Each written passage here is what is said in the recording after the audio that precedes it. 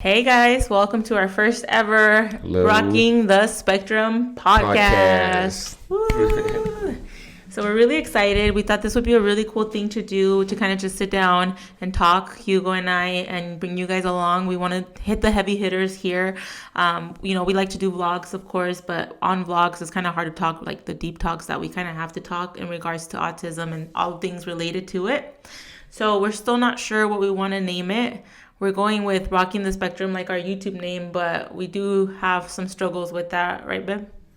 Yeah, there is some issues with the Rocking the Spectrum because apparently there is a organization that Trademarked it, and we have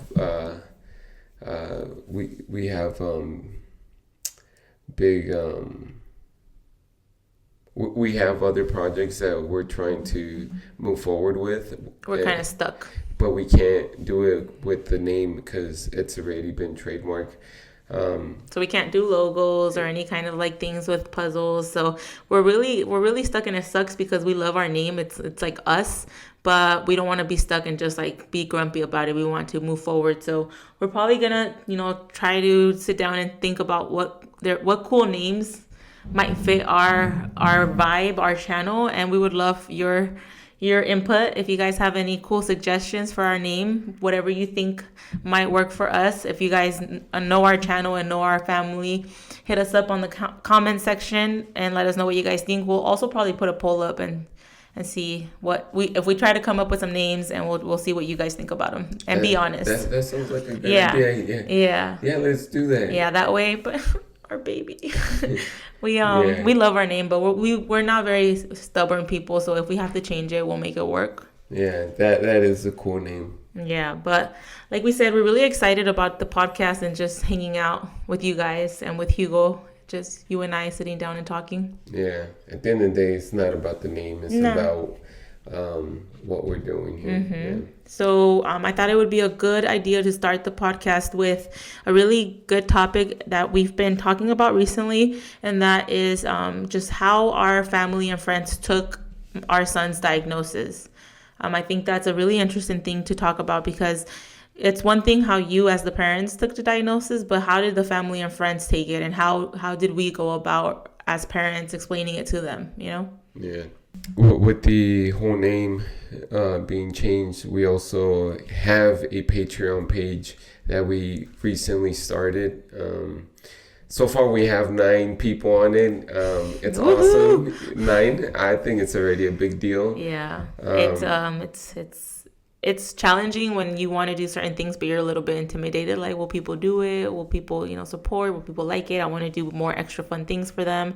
But it's really exciting too, like this year feels like an exciting adventure. Like, what are we going to do next? I'm excited for what's coming. The whole project. Yeah, we're very excited. As you can see, we're trying new things, and we're hoping that you guys like it just as much as we like doing this. Yeah, we're enjoying it. And, we're putting a lot of extra time into it. And to just to let you guys know, last night we stood up till like 12 at night, and we were recording, and I have to go to work at 4. I have to wake up at 4 a.m. And you go to work at 8 in the morning. But I wake up with you too, so. Yeah, so we were here 12 at night recording for you guys, and it wasn't even like a struggle, because this is what we like to do. It's fun. It's exciting. We're very much driven right now to start this new adventure. And the kids are sleeping, so it's kind of like the only time we really have to do it. Yeah, so it's after hours. After hours. Yeah, but that pretty much. So what this podcast episode is going to be about is how our family and friends took the autism diagnosis. So a little backstory on us. What would you say you knew about autism before your son got the diagnosis? I did not know anything about it. Like nothing? Like if somebody said, my son has autism, you'd be like, what's that? Exactly. Yeah. I think I probably would too. And it's weird to say, because I know I have a cousin, which I bring her up a lot. Hey, Alex, what's up if you're listening or watching? I have a cousin that has a son on the spectrum, but she lives in Oakland, so I don't really, I did not really get to like interact with her son a lot. So when I think about autism, or when I thought about it, I really didn't have like a big grasp on it either. It was just whatever I would see on the internet. So as soon as Christian started showing signs of delay, and we did the whole process of checking out what was happening, I Googled autism, and it's just like all the scary things that you're really, it freaks you out, like. Yeah, I think what scares you is that you didn't picture your life the way, and the unknown. And the unknown. And you know that when you see all these other things, it's like, oh man, this is gonna be tough. This is gonna be hard. Am I ready? Yeah. It's all these thoughts go through your head, which is normal. Everyone thinks all those things. And I guess that kind of jumps to like when you're thinking about those things. I know I went to my mom and I told her like the whole thing of this is probably what my son might have. And, I let her see what I saw, and I think it freaked her out too, So now she had that image of autism being very scary. So that was like the first thing she thought about, because it scared me, so I scared her kind of thing. Yeah, but I didn't know anything about autism. And I have seen some comments where they think that their kid is autistic or has some symptoms. Yeah, but it turns out that they just had a delay. And I'm happy that their kid's great, and they come back to the channel and they check up on Christian. I saw something like that. Yeah, they come back and they're like, hey, everything's great with my kid, and I just wanted to let you know that I like watching your videos. I still watch your videos. Even I come back and check on you guys. Like, that's cool. I like to see Christian's progress and how much he's grown. Just stuff like that. It's awesome to hear from our viewers. Yeah, that is really cool. It makes me feel really nice when they take their time to comment and say stuff like that. It's really sweet. But back to our family, what do you remember about after we got the diagnosis? What do you remember telling your aunt and uncle? At first, I felt like if he was gonna be healed, like if it was something that like a short-term thing, like this is what he has right now, but don't worry, things are gonna get don't worry about it, he's gonna grow out of it, and everything's gonna be back to normal. And that's what I felt like it really was. I can't say that I felt that, but I can see what you mean. And maybe in a way my family thought that too. Maybe they were just like, don't worry about it, he has this right now, but things are gonna get better, because I think that's the vibe that they were giving me. But it could be that either we weren't educated on the subject, or it could be that we were in denial. I think denial. Yeah. Well, I think for my family, they weren't really aware of what it meant, and for me it was more denial. Like, I had researched stuff and I was a little bit more aware of what it really meant, but I was still in denial of like, this is what life is, Would you say they were accepting of it? Yeah, that's from the start. I've always felt the support from both our sides. Yeah. So we've never felt that stigma of he'll grow out of it. Would you say you never felt that stigma? Well, you just said that he did. That you kind of. But that was how I felt. Yeah. Yeah. But I've heard stories of how, especially in the Latin community, how there's like a stigma around talking about disabilities. How I know that there's parents out there that don't want to even go to the doctor and talk about the delays because they don't want anybody to say there's anything wrong with their kids. Would you say you had you ever got that feeling from your family? No, not really. I feel pretty comfortable speaking out loud of my kids to our family.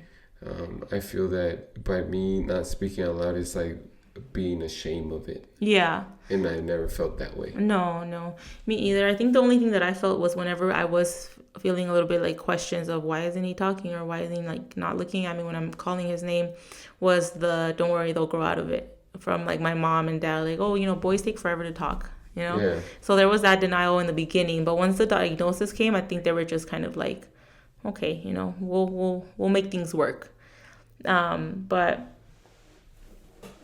I know that there are some people out there. I've gotten comments where they say that their family is not supporting at all. Like they don't want to read up on it. They don't want to listen to like that this is how their life is going to be. They're very much like closed off books. Is there anything that you would tell them in regards to any advice on how to get the family members to be more supportive? I think it all comes down to how you come out and um, let them know about the situation. Um, it- Maybe the way we started it was like, this is what's going on. This is what he got diagnosed with. This is the reason why he's not speaking. But he's gonna grow out of it. That's what I told my aunt and my Is uncle. that? Yeah, that's what I told him. Cause I didn't know it. I really didn't know. Like I said, I didn't know anything about autism. Do you remember when it hit you? Like, oh, this is like life. Yeah, I remember. I think we were in the backyard, and I think there was like kids and Christian. He was on his own, and I talk about it on That Speaks as well, or like we'll go out in public and how he would always be on his own, and it would break my heart to just see that, and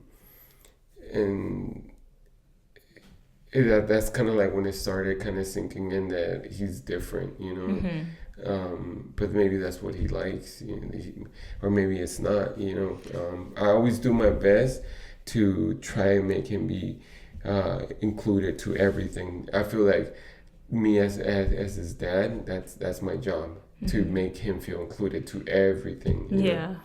Yeah, that's true.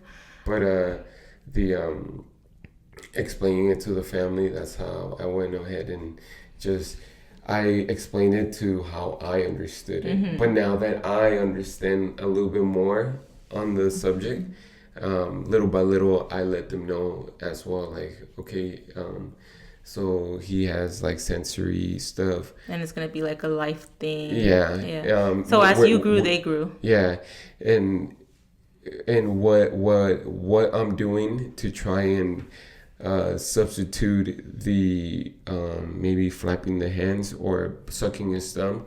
What is the reinforcement that I'm doing for him, right? What do you mean? Kind of like, what's the alternative? And like if let's say that he's out in public and he's sucking his thumb, and it's not the appropriate thing. Why? Because you don't want a 18-year-old kid. I'm looking down the line, like an 18-year-old kid sucking his thumb, right? You go even further, an adult, because I've heard cases of adults being 50-year-olds and they still suck their thumb, which we can grow out of those habits. How can we grow out of those habits? By seeking sensory stuff that he's more interested in, that might fade away from the thumb sucking. That'll still get that same thing that he needs. Yeah. Yeah. So let's see. Now that they understand the diagnosis and we understand the diagnosis, do you still have any kind of like problems with like your family members understanding certain things about them, or like little things that people may say or not say? Oh man. Uh-oh. Yeah, there is at times where I feel that my son does not get included into things, and I don't know if it's because he is a little bit harder to deal with, because he likes to run off. It requires more attention, more work, being more on the edge with him, versus my daughter. She pretty much Can take care of herself. Yeah. So at times when they want to take just Haiti out, and now my son, I take it somewhat personal, and I don't like that, because I can already see that they're preferring one kid over another. And you know me better than anyone that I always try to do everything family oriented.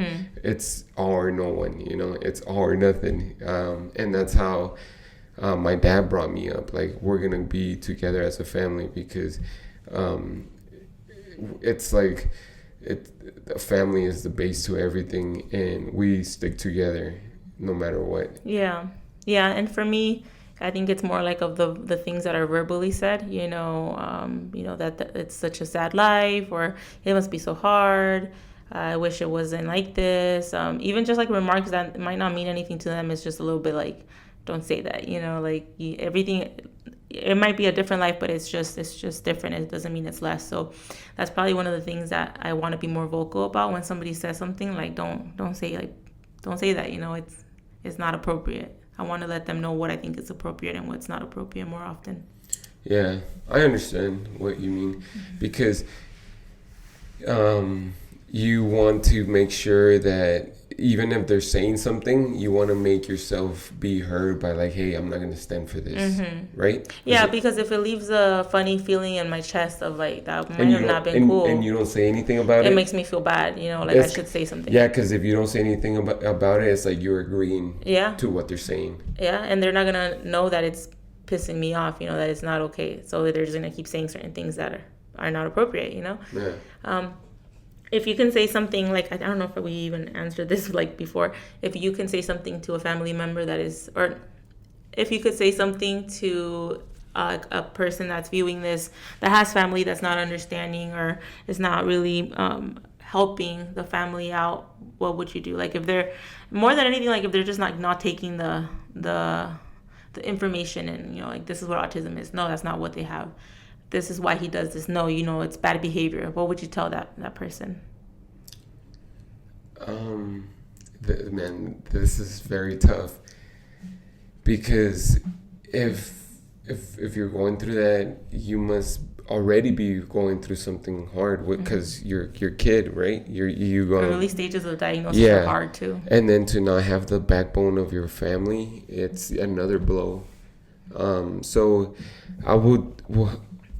The way I would try to break it down and be like one day at a time, like just be doing things together, and little by little kind of like talk it in, like, okay, talk and see, like, if you guys are together, you can see certain because things. because it's one thing like saying it, another thing is seeing it. So if you were to like spend more time together and be all like, hey, he doesn't like loud noises, so let me know. Something as simple as like, let me know before you turn on the vacuum, or let me know before you turn on the blender.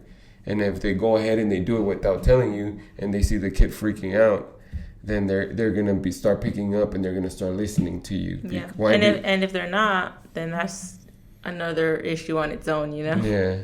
There's only, I think personally, there's only so much you can do, and at that point in the autism journey, it's really very important to focus more on like your immediate family, so your husband, yourself, your kids, whoever is like the immediate family, and make sure that foundation is set good. And if they're not helping, and if they're like, no, that doesn't make sense, I'm just gonna, they just have to grow out of it, and I'm gonna turn on that blender, I'm gonna turn on the vacuum. No, like they need to, like if they're very adamant about like, nah, it's not autism, it's something else, then just give them that space. If you've sent them resources and you're like, check this out, this is what it is, and they're still not helping you, then focus on your child that needs you right now, and on yourself, because it's a hard time, and you don't really need that negativity. And it might be easier said than done if it's like your mom and your dad, but it's true, there's only so much you can do. Yeah, I agree 100% on that, because you, just like when you were a kid, your hero, it was your mom and your dad, and now you're that hero to your kid. So you got to do whatever, by all means, the best you can for your kids. Yeah, just worry the most about them. And that kind of goes on to like friends. I think I hear a lot how friends kind of come and go, or mostly go when the autism diagnosis comes. And I have just like a couple people that I would call close friends, and then there's like your really close friends. And I would say that our close friends never really did anything or said anything that was like, well, what are you saying? They were always very, very supportive of our son. I feel very fortunate and very blessed to have an amazing group of friends. My friends from childhood, So these are people that knew you when you were a kid. Yeah, when I was a kid. I'm talking about second grade, third grade, fifth grade, middle school. And the last one is like high school.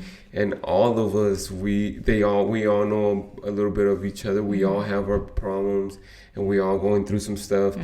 And at the end of the day, we all stick together. And I feel that we all need that. Just like you and I, we have our dates. We also need that time to separate from things, because at the end of the day, we are our own person as well. Yeah. I'm not just a parent. It is my priority. I'm not just your husband, which I love being your husband, but at the end of the day, I'm also my own person, right? Very important to make sure you keep yourself, like keep that part of you, don't lose it. It's easy to lose it. That's why self-care is important.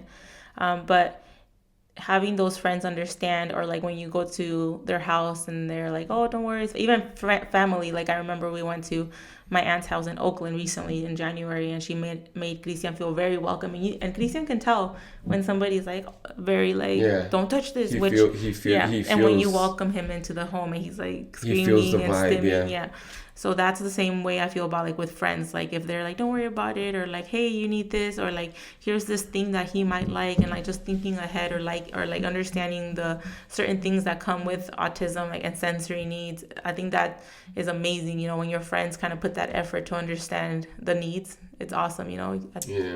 It's really, really good. And if they can't understand it, then that they just kind of have to go. I remember we were at my brother's house. He had a barbecue and we had the kids over, and one of my other friends, he was there as well, and he came up to me and he starts looking at Christian, and I think it was like the first time he ever meets him, and he says to me, how do you know when you want something? And he was very curious. He wanted to know. Which a lot of people are. Yeah, and it's not a bad thing. He wanted to know. He started asking questions, and then they might seem silly to us. Like right now, we're laughing, but they're honest questions. Yeah, and I remember Christian would go up there and hug him and like get up in his face, and I'd be like, Christian, no, Christian, no hagas eso, and then he would be all like, no, it's okay. It's okay. Leave him alone. We're buddies. We're getting to know each other. Just like little things like that go a long way for me. Yeah, they do. It just makes me feel very heartwarming. The warm and fuzzy feelings. Yeah, like that's my friend. Yeah, and kind of jumping back to family, a lot of times Christian does things that seem aggressive or like malicious, but they're not. It's just the way that he kind of processes things. And sometimes when we're with family, I kind of get scared if he'll bite them or like kind of scratch them without meaning to, and there's been times where he does do that. Like he grabbed one of my aunts and I think he scratched her, kind of bit her, and she was very like, oh, it's okay, and you feel bad, but like the fact that they're like, don't worry, I know you're thinking, I know you're stressing about it, don't worry about it, it just makes you feel like, okay, I'm sorry though. I don't know if we could pull up a picture, and if we can, I'm gonna pull up like 2 or 3 pictures where my son is with some of my friends, just so you guys could get an idea on how he reacts with my friends. He's super like friendly, Christian with my friends. He always likes to hug and do all that stuff. I think it'd be a good idea or an interesting podcast to bring my sisters in here and talk about what they were thinking when we told them that my son had autism. Like kind of same thing. Like what did they know about autism? What did they feel in the early, like the first year? Was it kind of like how we felt, the stress of it? How they feel now? I know that they're pretty much one of their biggest advocates and like the people that I trust the most with my son. So it'd be cool to get kind of their idea or their input on autism and what it means to them, like as the family, like just having family members and friends, bring them in. We'll bring them in as guests, and we'll see if their ideas are the same. We'll interview them and let's see what they think of it. But I hope that this episode was interesting, at least got some ideas. I know that a lot of us, especially Latinos, we have a lot of old school family members that might not really understand at first. I think if you give them a chance, they might surprise you, and they'll be the biggest advocates to your kids as well. I know that that's kind of how my dad is. My dad, he seems like he's very machista and very like, but he's a softie, and he has a soft spot for my son. And it's interesting that, oftentimes he will cry about Christian, and he'll say, it sucks that he has this.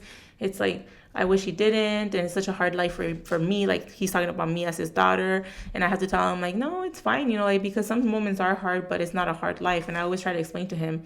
So just take the time to try to explain to your parents, because you might see them a little bit as, like, not ogres, but, like, you see them as this big, like, mean or, like, intimidating figure. But in the end, they really, they love you, and they want the best for your whole family. So just take the time to talk to them, I think. Yeah. Mm-hmm. All right, guys. Well, this concludes our first podcast. We hope you guys enjoyed it.